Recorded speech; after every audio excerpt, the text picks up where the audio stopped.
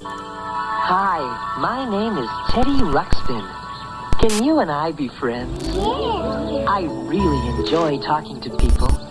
I would like to... Teddy Ruxpin, the storytelling bear, comes with illustrated book and cassette from Worlds of Wonder.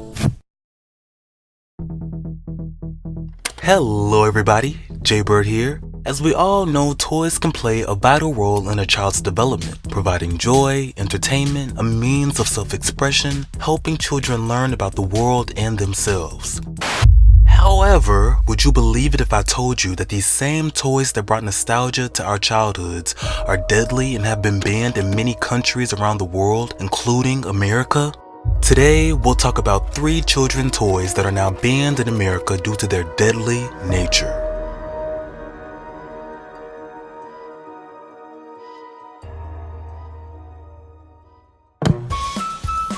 She's my Cabbage Patch snack time kid. She really loves to snack. Wow, she really chews. Eating her is so much fun. Your bananas all gone. Let me feed her.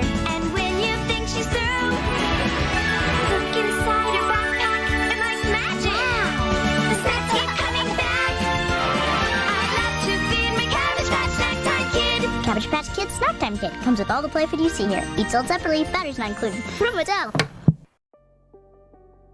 At some point in history, toy manufacturers realized you couldn't just sell a plain doll to children. Each doll needed a gimmick to guarantee a sale. Cindy wasn't going to play with a plain, boring wooden doll if she can get a Barbie that can dance, cry, and poop, sometimes doing all 3 at the same time. In 1994, Mattel gained the rights to manufacture Cabbage Patch dolls, and they knew they were going to have to produce several sets with their gimmick for huge sales. For the fall of 1996, Mattel had something big planned. Their newest incarnation of the Cabbage Patch Kids dolls could eat snacks. Naturally, they were called the Cabbage Patch Kid Snack Time Kid dolls, which is a mouthful. Playing with the doll was pretty simple. It came with several snacks like a carrot, celery, wafer, cookie, french fry, etc. And all the child had to do was put the snack in the doll's mouth. Once inserted, a battery-powered motor within the doll would move its mouth, sliding the entire snack into the doll. The snack would then fall through a hole in the doll's back and into a backpack where the child could pick the snacks back up.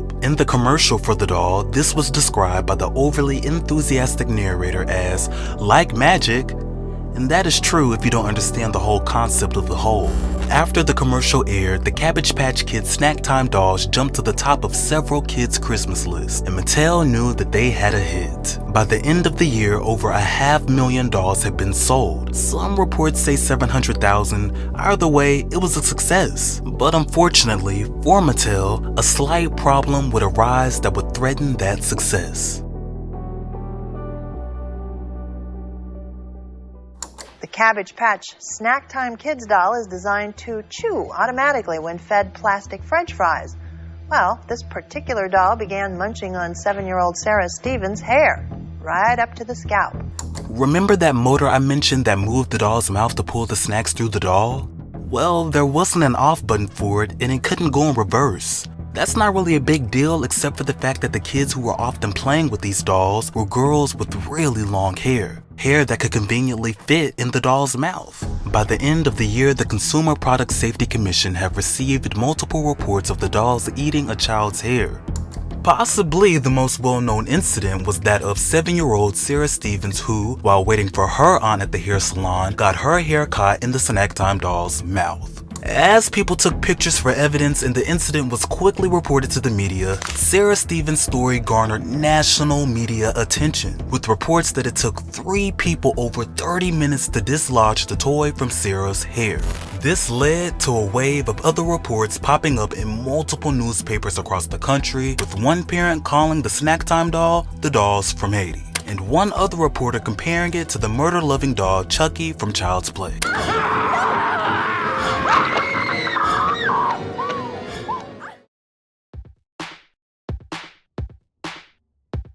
A pogo ball is a rubber ball with a platform around its perimeter.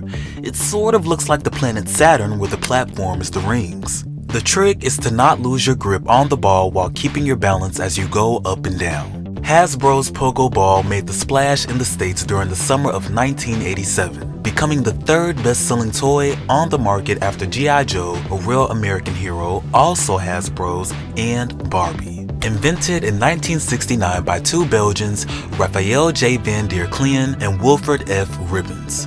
The updated pogo stick became immensely popular in Europe in 1985, where it was also sold as the Lolo Ball or the Lullaball. Hasbro acquired the rights soon after, and the barely renamed Pogo Ball hit the US market in late 1986. While the fad was short-lived, the product and its marketing campaign are amazing examples of late 80s fashion, design, and commercial decadence.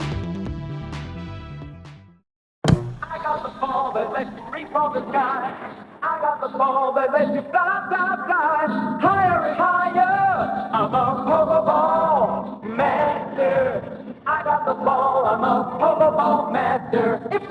There was an ad for the Pogo Ball that became the highlight for that campaign. In it, we see a group of kids pogoing aimlessly around the Renaissance-themed tower with marble walls, checkered floors, domed ceilings, and Roman columns decked out in the loud colors of the catchy Pogo Ball logo. And last but not least, the accompanying jingle urging the audience to become a Pogo Ball master.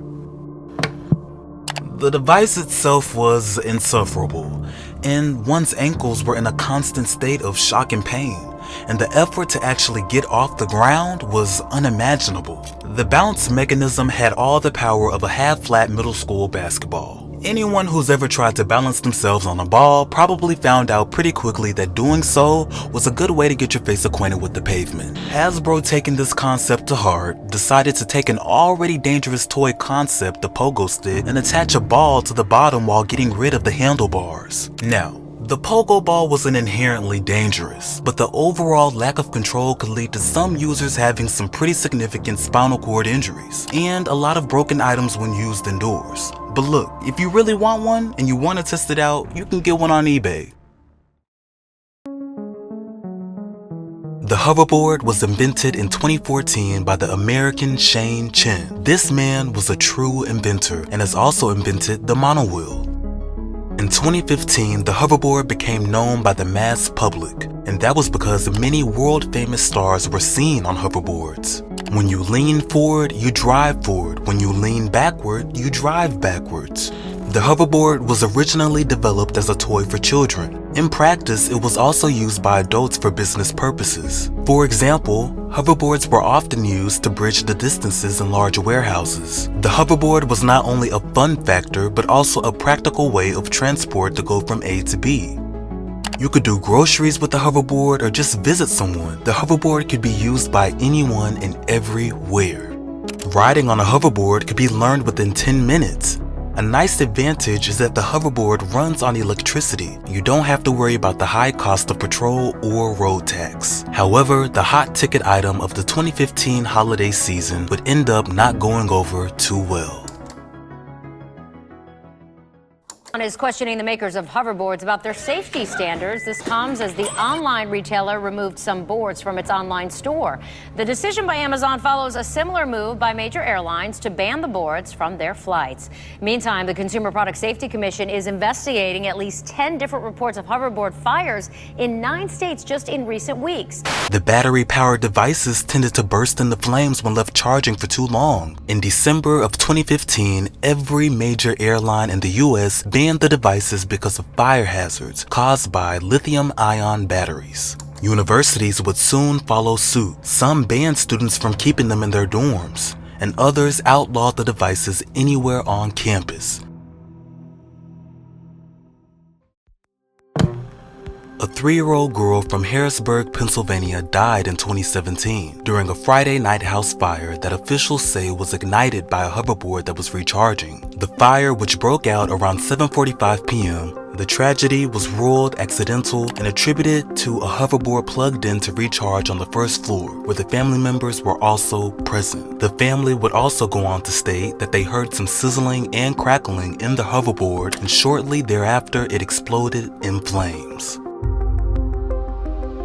I hope that I was able to inform you guys that some of our favorite childhood toys could lead to tragedy. Furthermore, stress the importance of researching some of the toys that you have or plan to buy your children. But if you've made it this far, don't forget to like, comment, share, and subscribe for more. Thanks for watching.